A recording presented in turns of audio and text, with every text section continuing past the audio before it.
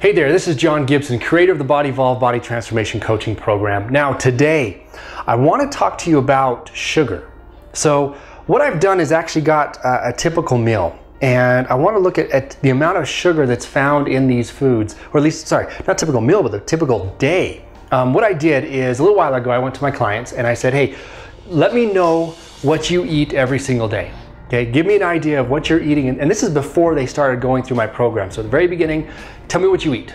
And they listed out everything they're eating. And what I did is I took the average of what all of my clients were eating and put it all together in meals, okay? And to be honest, a lot of these things, I tried to find the healthiest sources. So we've got cereal here. I tried to make sure it was a healthy, at least the claims say it's a healthy source of cereal.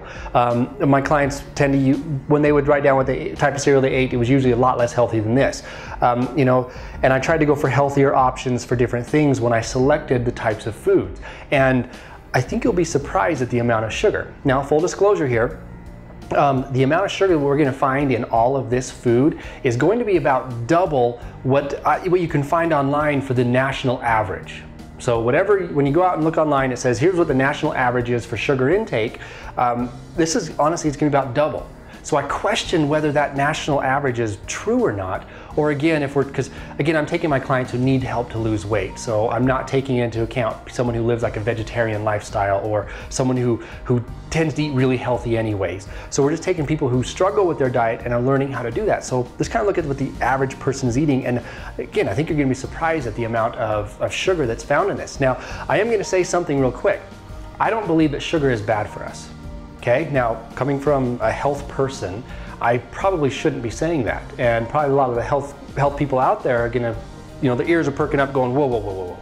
He did not just say that sugar is not bad for us. My opinion is sugar actually can be good for us. Okay, and I'm gonna show why, and I'm actually giving you a little analogy to kind of give you an understanding of that in just a second. But first, I wanted to go through each meal and kind of talk to you about each meal and what's in that meal. So first, we've got breakfast over here. Now with breakfast, I actually tried to go with the healthier cereal. So here's what I went with. I went with this new protein Cheerios. Now this is a whole other blog post video that I could do it all on its own. This is, in my opinion, this is absolutely ridiculous. So actually I compared this, and I'll show the images of the nutrition facts that I showed. But it says it's a protein Cheerios. Basically, the only reason why they can say it's a protein Cheerios now, or it has a lot of protein in there, is because they doubled the serving size. And then they said if you put milk with it, then yes, it's going to increase the amount of protein you have. So now it's healthy, even though it's the exact same as regular Cheerios, just has some granola in there or something like that. So this is the healthier version, and it's really not that healthy. Okay, let's just go for that. So drink-wise, you know, and this breakfast is what we typically hear on the commercials. This is your, you know, part of your balanced breakfast. We've got your Cheerios with a little bit of milk in there. We've got some toast. We've got a drink, and usually they show orange juice. So what I actually got was Sunny D. Now you would think, whoa, whoa, whoa, whoa. Why did you get Sunny D when you're worried about sugar and you're trying to go with healthier options? I went with Sunny D because it had less sugar in it per serving than orange juice, okay? I'll argue maybe orange juice has more vitamins and nutrients, so maybe it might be a little bit healthier, but it has vitamin D has less sugar, or sorry, not vitamin D, Sunny D has less sugar in it than your typical orange juice. So now, how much sugar do you think would be in all of this? Looking at your cereal, our Sunny D, and our toast here. When I calculated how much sugar came from all of this, I came out with 96 grams. Now you put this into context really quick, and I forgot to do this in the beginning. The amount of sugar that's recommended that we have each day is 6 teaspoons or 2 tablespoons, okay? That comes out to about 24 grams of sugar per day. That's our recommended amount. We have 96 right here. We've already destroyed the amount we should have each day by about 3 times. This is about 3 times the amount of sugar that we should be having each day in one meal. Okay, now let's move on. Okay, now we've got a snack. So we go with our in-between snack. We've got our Yoplait yogurt here. Healthy, right? We tend to be told that, we're taught that it's healthy. So I know a lot of my clients, again, they felt this was a healthy breakfast because the commercials told them to. They felt, hey, I'm trying to be healthy, instead of getting some sort of horrible junk food, I'm gonna just go with yogurt. Okay, now this yogurt has, let me make sure, has 26 grams of sugar, okay? 26 grams of sugar in this alone, this little serving right there. Now again, if we were to take that into perspective, this right here, just this, has more sugar than you should have every day. Okay, so now we go out for lunch, we end up getting fast food because most of my clients ate out fast food once a day. Okay, I know a lot of people may not do that, but this is common. I would say the average American eats out once per day. So here's what we have. I've got a hamburger here, some fries, and then our soda. There is some sugar in the hamburger. We're going to Burger King here. There's not very much in the fries here, but in the soda, obviously, there's gonna be a lot of sugar. This is where most of the sugar is gonna come in. And I believe with this meal, I can't remember the exact number, but it's right around 70 something grams of sugar. I think this is about 60 something in here in the soda, about 14 in the burger, and so it comes out to about 70, almost 80 grams of sugar in this meal right here, okay? Now, after that, we have a snack. We're hungry, want something real quick, so we go for a Snickers bar, right? We've been told the Snickers bar is healthy. It's got healthy fats in there, and if you're not feeling well, you eat it, great, you feel better, right? So again, 27 grams of sugar. So in this one candy bar, we're having more sugar than we should have throughout the entire day. Now we come over here, we've got pizza. Cool, you know, it's a little oven-baked pizza, bring it home, throw it in your oven, we're good to go. This pizza, according to the box, said it has 9 grams of sugar per serving, and the serving is a fifth of that pizza. Now this right here would probably be about 3 servings worth according to that box, but when I showed my wife the actual serving size that they recommend, she goes, there's no way I could eat. If I only ate that for the meal, I'd be starving. I need something else. So I put what she would normally eat if she were to have pizza, and what other people tend to say what they would normally eat. That's about half of what this pizza is, okay? And this comes out to about 30 grams of sugar. Again, 30 grams of sugar in this pizza. You wouldn't think that there's that much sugar in the pizza, okay? Now we've got a drink. The average client I work with does not drink water with dinner. So what I did is I went out and I just grabbed some Kool-Aid, okay? So I said Kool-Aid, is we're having that instead of doing a soda. Probably a lot of people drink soda for dinner, but hey, let's go with Kool-Aid for this example. Now, with all of this together, we came out to, and I believe it was roughly about 60 something grams of sugar also. Okay, so we're up there again. Now, dinner time. We're done with dinner. Everyone's getting ready for bed. We're kind of calming down. We want something fun. Now, I chose ice cream because again, this was something common among my clients, but this was what I ate every single night. I mean, to be honest, this right here looked about how growing up or when I was in high school and just starting college, this is basically what my meal looked like. You know, obviously I ate probably a lot more than this just because, you know, 1 bowl of cereal, I actually ate probably about 4 bowls of cereal. This pizza, I would eat the whole thing. This little bit of ice cream, this is 2 servings of ice cream right here. Now, a lot of people look at this and go, whoa, I eat a lot more than that. So again, this is 2 servings here. So in this, it was about 18 grams per serving. So we've got 2 in there. So we're about 36 grams of sugar in this, in the ice cream. Now, when I totaled all of this up, okay, looked at all of this food and said, how much sugar is in this per day? I came out with 305.5 grams. Okay, that comes out to over 76 teaspoons. Now again, the recommended daily allowance for sugar each day is 6 teaspoons. And we came out with 76. Okay, now that's 13 times the amount that we should be eating each day. Now, let's put this into context a little bit. So again, I'm saying sugar's not bad for us. Now, what if I put this out here? We've got water. Is water bad for us? Is it something that we should not be drinking or should not be putting in our body? No, we need water. We have to have water to survive.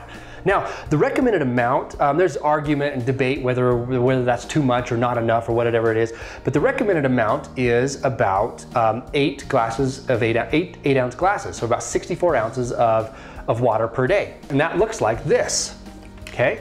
Here is 64 ounces right here. We've got our 4 things of water. Each one of these has about 16, almost 17 fluid ounces. So this would be about how much we should have per day. Now, again, let's put this into context.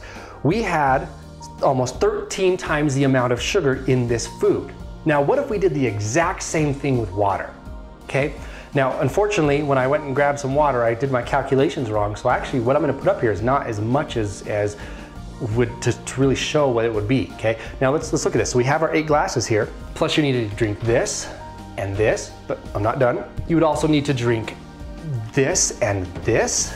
And lastly, you would also need to drink this. Now, to be absolutely honest, we'd have to put 1 more gallon right there. This is how much water you would drink per day if we did the exact same thing we do with sugar, by eating almost 13 times the amount that we should be eating each day.